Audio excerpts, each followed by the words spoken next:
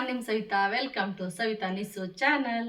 ನಾನು ಇವತ್ತಿನ ದಿವಸ ನಿಮಗೆ ರುಚಿಯಾಗಿ ಖಾರವಾಗಿ ತಿನ್ನೋ ಅಂಥ ಒಂದು ಚಟ್ನಿ ರೆಸಿಪಿನ ಹೇಳೋಣ ಅಂತ ಇದ್ದೀನಿ.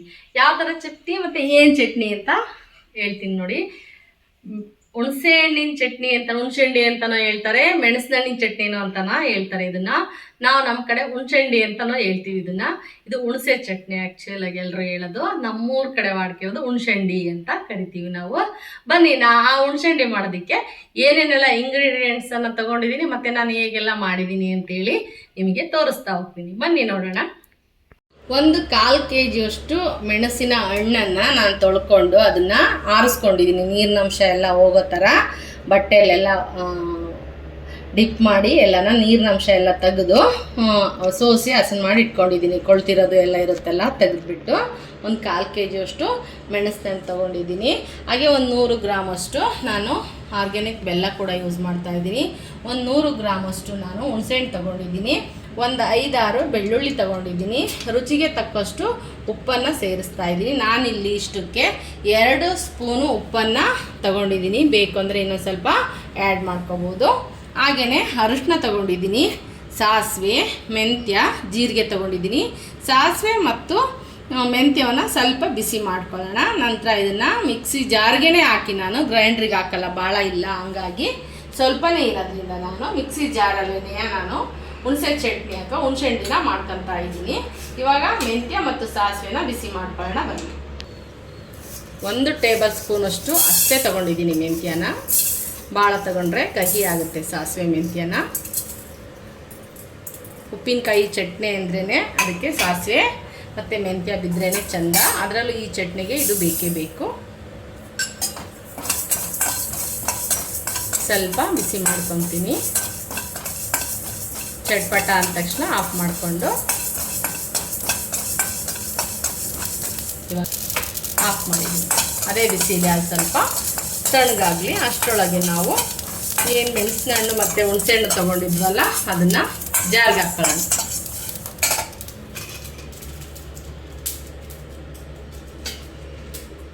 ಮೊದಲು ನಾನು ಮೆಣಸಿನ ಹಣ್ಣನ್ನು ಫಸ್ಟು ಗ್ರೈಂಡ್ ಮಾಡ್ಕೊತೀನಿ.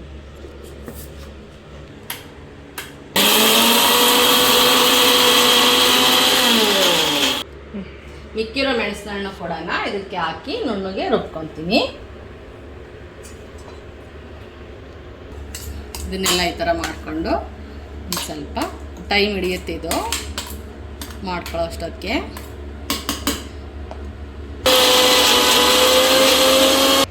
ಮೆಣಸಿನ್ಕಾಯಿ ತುಂಬ ಘಾಟಿರುತ್ತೆ. ಈ ಥರ ಮೆಣಸಿನ ಹಣ್ಣಿನ ಬೀಜ ಎಲ್ಲ ಸ್ವಲ್ಪ ನುಣ್ಣಗಾಗಂಗೆ ರುಬ್ಕೋಬೇಕು ಅಷ್ಟು. ನಾನು ಮೊದಲೆಲ್ಲ ತುಂಬ ಚಟ್ನಿ 2-3 kg ಹಸಿಮೆಣಸಿನ ಹಣ್ಣು ಮತ್ತು 1 kg 1.5 kg ಹುಣಸೆ ಹಣ್ಣನ್ನು ಸೇರಿಸ್ಬಿಟ್ಟು ನಾನು ಇದನ್ನು ಮಾಡ್ತಾಯಿದ್ದೆ, ಎಲ್ಲ ಚಟ್ನಿ ಎಲ್ಲ ಮಾಡ್ತಾಯಿದ್ದೆ. ಇವಾಗ ಮೊದಲಂಗೆ ಉಪ್ಪು ಖಾರ ಹುಳಿ ಜಾಸ್ತಿ ತಿನ್ನೋದಿಲ್ಲ ಮನೆಯಲ್ಲೆಲ್ಲ. ಹಂಗಾಗಿ ನಾನೊಬ್ಬಳೇ ಯೂಸ್ ಮಾಡೋದ್ರಿಂದ ನಾನು ಹಿಂಗೆ ಯಾವಾಗಾದರೂ ಹಣ್ಣು ಸಿಕ್ಕಾಗ ಸ್ವಲ್ಪನೇ ನಾನು ಮಾಡ್ಕೊತೀನಿ. ಬನ್ನಿ, ಹಾಗೆ ಇದನ್ನು ಒಂದು ಪ್ಲೇಟಿಗೆ ತೆಗೆದು ಹುಣಸೆ ಹಣ್ಣನ್ನು ಮಿಕ್ಸಿ ಮಾಡ್ಕೊಳ್ಳೋಣ. ಇವಾಗ ಹುಣಸೆ ಹಣ್ಣನ್ನು ನಾನು ನುಣ್ಣು ಮಾಡಿಕೊಂಡು ಎಲ್ಲ ಒಟ್ಟಿಗೆ ಮತ್ತೊಂದು ಸರ್ತಿ ಎಲ್ಲ ಪುಡಿ ಮಾಡಿಕೊಂಡು ನುಣ್ಣು ಮಾಡ್ಕೊಂಡಿದ್ದೆಲ್ಲ ನಾನು ಸೇರಿಸಿ ಒಂದು ಸರಿ ಮಿಕ್ಸಿ ಮಾಡ್ತೀನಿ. ಬರೀ ಹುಣಸೆ ಹಣ್ಣು ಒಂದನ್ನೇ ನಾನು ಮಿಕ್ಸಿ ಮಾಡ್ಕೊತೀನಿ. ಇದು ಬೇಗ ನುಣ್ಣಗಾಗಲಿಲ್ಲ ಅಂದರೆ ಉಪ್ಪನ್ನು ಕೂಡ ಸೇರಿಸಿ ನಾನು ಮಿಕ್ಸಿ ಮಾಡ್ಕೊತೀನಿ. ಸ್ವಲ್ಪ ಇದಕ್ಕೆ ಉಪ್ಪನ್ನು ಕೂಡ ಸೇರಿಸ್ತೀನಿ ನಾನು, ಬೇಗ ನುಣ್ಣಗಾಗುತ್ತೆ ಅನ್ನೋ ಉದ್ದೇಶದಿಂದ. ಆಮೇಲೆ ಸ್ವಲ್ಪ ಎಲ್ಲ ಹಾಕ್ಬಿಡ್ತೀನಿ. ಅಷ್ಟು ಒಂದೇ ಸರಿ ಹಾಕೋತಾ ಕಲ್ಲುಪ್ಪು ಯೂಸ್ ಮಾಡೋದ್ರಿಂದ ನಾನು ಇವಾಗಲೇ ಒಟ್ಟಿಗೆ ಹಾಕ್ತೀನಿ.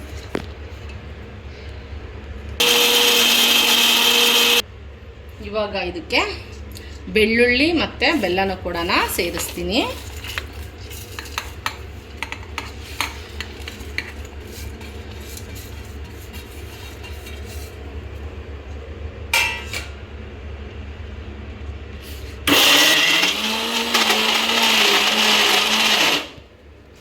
ನೋಡಿ, ಈ ಥರ ಆಯಿತು. ಇದಕ್ಕೆ ಮೆಣಸಿನ ಹಣ್ಣನ್ನು ಸೇರಿಸ್ತೀನಿ.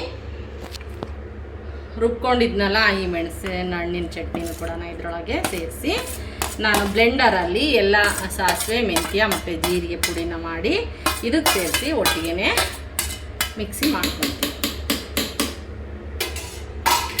ಹಾಗೆಯೇ ಇದಕ್ಕೆ ಅರಿಶಿನ ಪುಡಿ ಒಂದಿತ್ತಲ್ವಾ, ಅರಿಶಿನ ಪುಡಿ 2 ಸ್ಪೂನಷ್ಟು ಸೇರಿಸ್ತೀನಿ ನಾನು.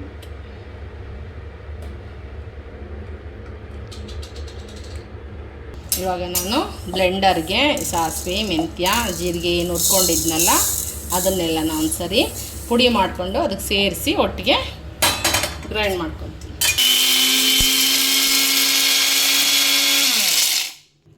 ನೋಡಿ ಈ ಥರ ಪುಡಿಯಾಗಿದೆ. ಇದನ್ನು ಇದಕ್ಕೆ ಸೇರಿಸ್ತೀನಿ. ಮತ್ತು ನೀವು ಮಿಕ್ಸಿ ಮಾಡಿ ಎಲ್ಲ ನುಣ್ಣಗಾದ್ಮೇಲೆ ನಿಮಗೆ ಬೆಲ್ಲ ಸ್ವಲ್ಪ ಖಾರ ಆಗಿದೆ ಅಥವಾ ಸಪ್ಪೆ ಆಗಿದೆ ಅಂದರೆ ಸ್ವಲ್ಪ ಉಪ್ಪನ್ನು ಸೇರಿಸ್ಕೋಬೋದು, ಅಥವಾ ಇನ್ನೊಂದು ಸ್ವಲ್ಪ ಬೆಲ್ಲನೂ ಕೂಡ ಹಾಕೋಬೋದು. ಇದಕ್ಕೆಲ್ಲ ಇಂಗ್ರೀಡಿಯೆಂಟ್ಸನ್ನು ಕೂಡ ಸೇರಿಸಿದ್ದೀನಿ ನಾನು. ಇವಾಗ ಇದನ್ನು ಅಷ್ಟನ್ನು ಸೇರಿಸಿ ಮಿಕ್ಸಿ ಮಾಡೋಣ.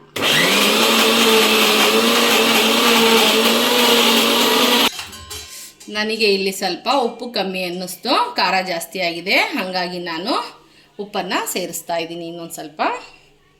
ಇದನ್ನೆಲ್ಲ ನಾನು ನೀಟಾಗಿ ಹೊಂದಿಸ್ಕೊಂಡು ನೀಟಾಗಿ ಮಿಕ್ಸ್ ಮಾಡಿ ಒಂದು ಬಾಕ್ಸ್ಗೆ ಹಾಕಿ ಫ್ರಿಜ್ಜಿಗಾರ ಎತ್ತಿಟ್ಕೋಬೋದು, ಹೊರಗಾದರೂ ಎತ್ತಿಟ್ಕೋಬೋದು. ನಾನು ನೀರನ್ನು ಒಟ್ಟೆ ಯೂಸ್ ಮಾಡಿಲ್ಲ ನೋಡಿ, ಹಾಗೆ ಮಾಡಿದ್ದೀನಿ.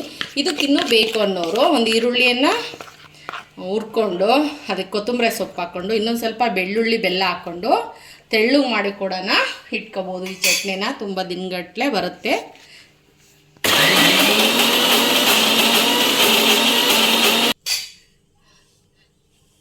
ಫೈನಲಿ ಚಟ್ನಿ ಆಯಿತು ನೋಡಿ, ತುಂಬ ಚೆನ್ನಾಗಿರುತ್ತೆ. ವರ್ಷಾನ್ಗಟ್ಟಲೆ ಇಟ್ಕೋಬೋದು ಈ ಚಟ್ನಿನ.